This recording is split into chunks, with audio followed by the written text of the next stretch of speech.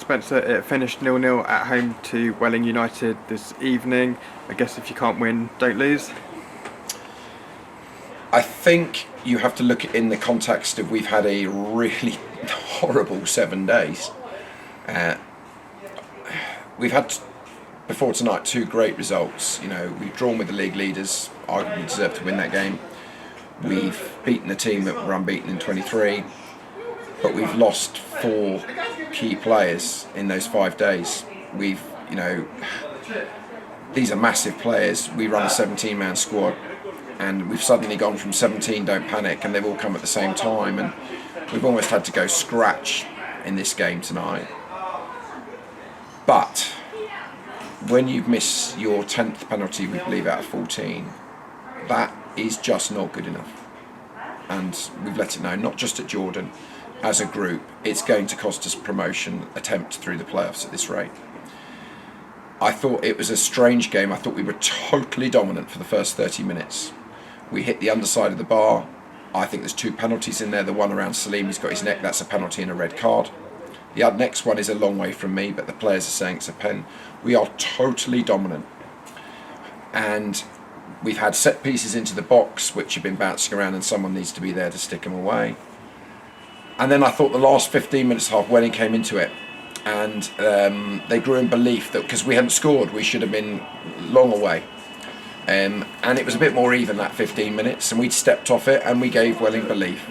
And I thought for the first 20-25 minutes of the second half, Welling, not by a lot, edged it. We looked really tired, really ragged, making uncharacteristic errors, and it was a horrible, relatively even end-to-end game, which all changed with the penalty.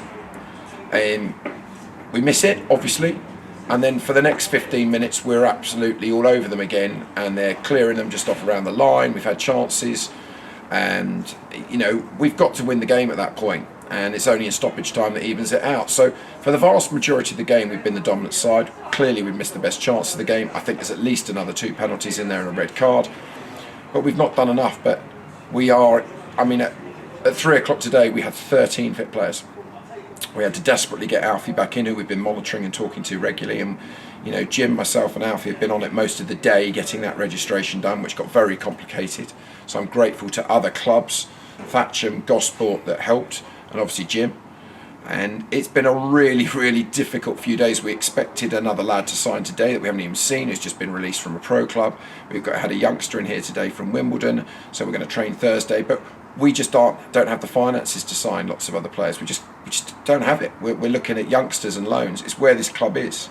We don't have the resources. We've still got to pay the other players. So it's really, really tough, because Welling are a full-time side, very well funded, some great players, top manager, and again, you've got to take some credit. They're so excited they've got a draw against us, and they're time wasting, and I said the referee's not helped us, but we've not done enough. And the penalties are, it's now actually almost a bad joke, isn't it? It's not good enough. It's pathetic, and I've let them know it's not good enough.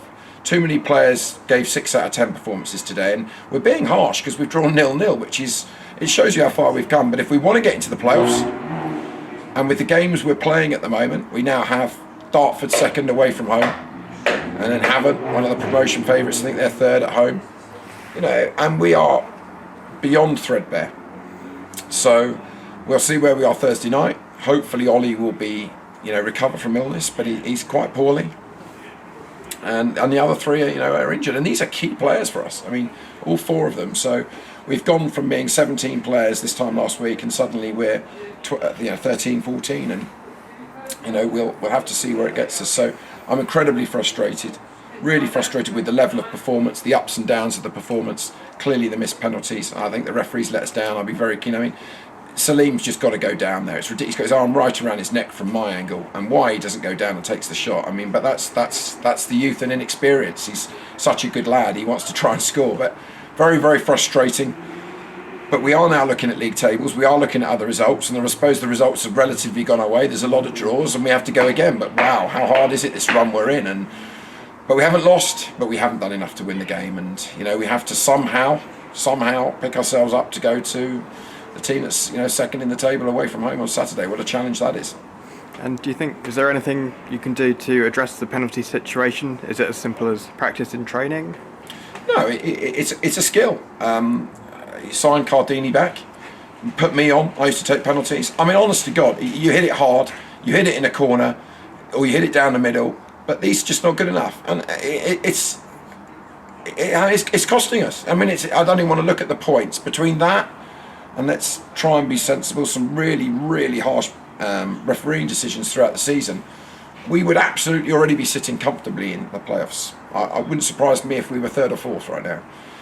But we have to take responsibility for it. If you're going to take a penalty, this is, you know, you stand on a penalty player and you say, you know, I credit you for going up and taking it, because it's not easy.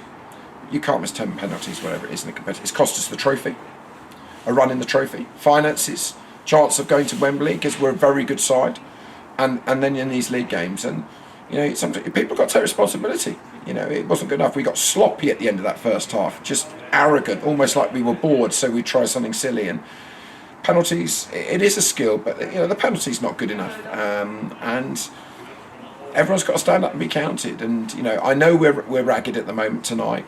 And you know, I said, you'll wake up in the morning and go, you didn't lose, you should have won the game, you missed a penalty, you could have had another couple of penalties. Their goalkeepers made some good saves, the save from Ricky, the save at the end. You know, Jack Turner's made one save in the game, but to be fair, they got in that period. They had a 20-minute spell where, did they edge it? There wasn't much in it, but overall we've been the better side, but we've not done enough. So you congratulate Welling, and you saw what it meant to them. They were desperately time wasting, holding on away teams. That's what teams are doing when they come to play us. And I suppose when you look back at it, that we take some pride in that, but we've got to be more ruthless. We've got to be more ruthless. This was a game we should have got the 3 points, and we haven't. And we can't feel sorry for ourselves. I've got to keep working to bring someone in on nothing. And you know, we're very, very young, and you know what we're being offered for nothing is very young players. And this isn't really the time. But if the finances don't, the resources don't allow it, that's where we are. So we'll see where we are. Take a deep breath. And you know, it's still very much in our hands. It's very exciting. I'm very frustrated and disappointed tonight. A very cold night.